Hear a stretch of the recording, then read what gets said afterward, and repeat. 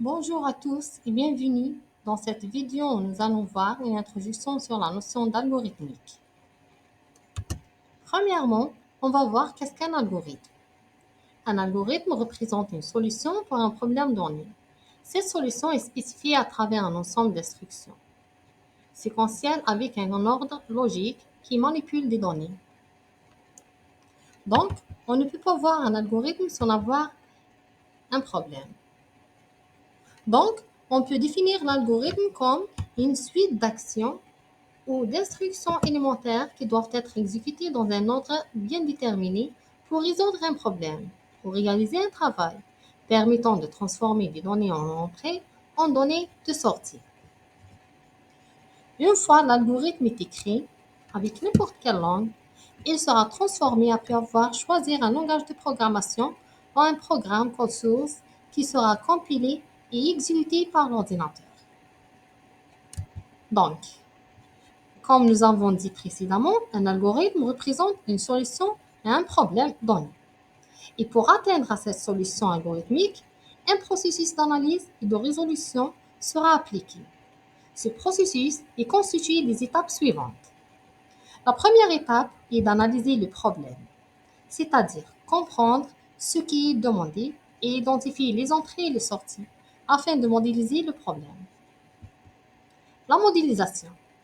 La modélisation se fait en général à travers un ensemble de formules mathématiques.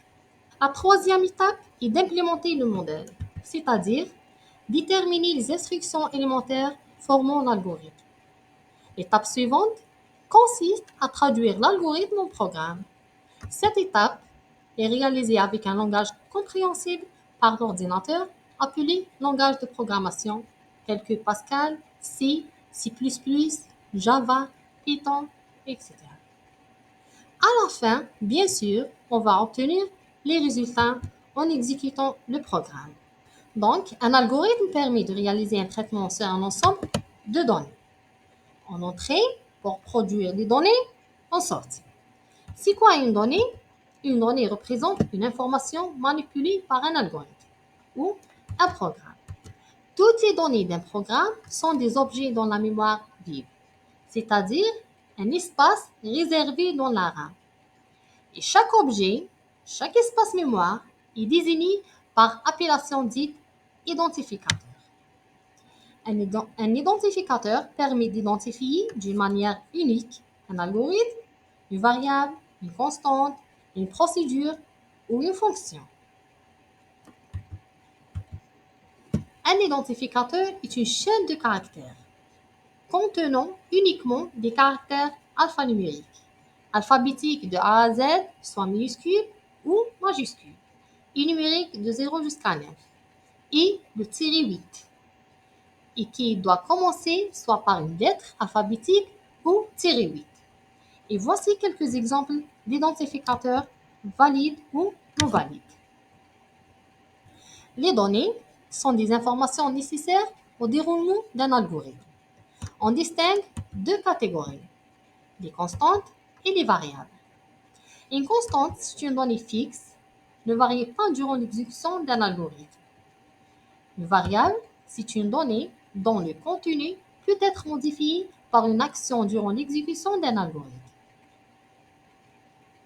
Toutes les données, variables ou constantes d'un algorithme, possèdent un type de données, domaine de valeur possible. Et dans l'algorithmique, nous avons 5 types de base.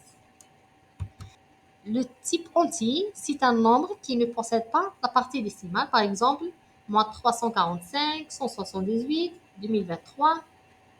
Le type réel, c'est un nombre avec la virgule, moins 158,54, 4,5 fois 10 puissance 3. Le 3, c'est de type réel. Si le nombre de lettres ou bien de caractères dans une variable est 1, nous utilisons le type caractère. Et si on a plusieurs caractères dans une donnée, nous utilisons le type chaîne de caractères. Par exemple, bonjour, hello, ML, ce sont de type chaîne de caractères. Et finalement, si la variable liée à une condition, cette condition peut être vraie ou bien peut être fausse. Dans ce cas, la variable qu'on doit utiliser est du type booléen, soit vraie, soit fausse. Donc, pour écrire un algorithme, il faut respecter certaines règles d'écriture. En général, la structure d'un algorithme se compose de trois parties. L'entête de l'algorithme. Dans cette partie, on déclare le nom de l'algorithme à travers un identificateur. Le bloc de déclaration. Dans cette partie, on déclare toutes les données utilisées par l'algorithme. Et le corps de l'algorithme, c'est le bloc des instructions. La déclaration. C'est quoi la déclaration? La déclaration, c'est une instruction qui permet d'informer l'ordinateur l'existence d'une donnée, c'est-à-dire demander à l'ordinateur la permission de réserver un espace de la mémoire où l'on peut stocker et récupérer l'information. Et comme nous avons dit, une constante est caractérisée par le nom et la valeur. Alors, pour déclarer une constante dans un algorithme, la première chose, il faut préciser le mot constante, puis le nom de constante qu'on va utiliser et préciser la valeur de cette constante. Par exemple, on a la constante P qui est égale à 3,14. Donc, on précise le nom constante, le nom de la constante Pi égale, pour donner la valeur, 3,14. Le nombre de mois égale 12. Le nom université égale université du Gigel. La déclaration d'une variable, donc une variable est caractérisée par le nom et le type. Alors, pour déclarer une variable, il faut préciser le mot variable, puis le nom de cette variable, ensuite deux points, et puis il faut préciser le type de cette variable. Par exemple, on a les variables suivantes. Variable, on précise le nom variable. Le nombre de l'étudiant, c'est un entier. La note est réelle. Le prénom, c'est une chaîne de caractères. Donc, le corps d'un algorithme. Le corps d'un algorithme est constitué d'un ensemble des instructions séquentiellement et logiquement ordonnées. Les instructions sont de 5 types, à savoir l'écriture. L'écriture, c'est l'opération de faire entrer des données à l'algorithme. L'écriture, c'est l'opération d'affichage de données. Donc, elle sert à afficher les résultats des messages. L'affectation, ça sert à modifier les valeurs des variables. Les structures de test alternatives et structures répétitives, ce sont les structures de contrôle qui permettent de modifier la séquentialité de l'algorithme pour choisir un chemin d'exécution ou répéter un traitement. Nous allons voir ces instructions en détail dans la prochaine vidéo.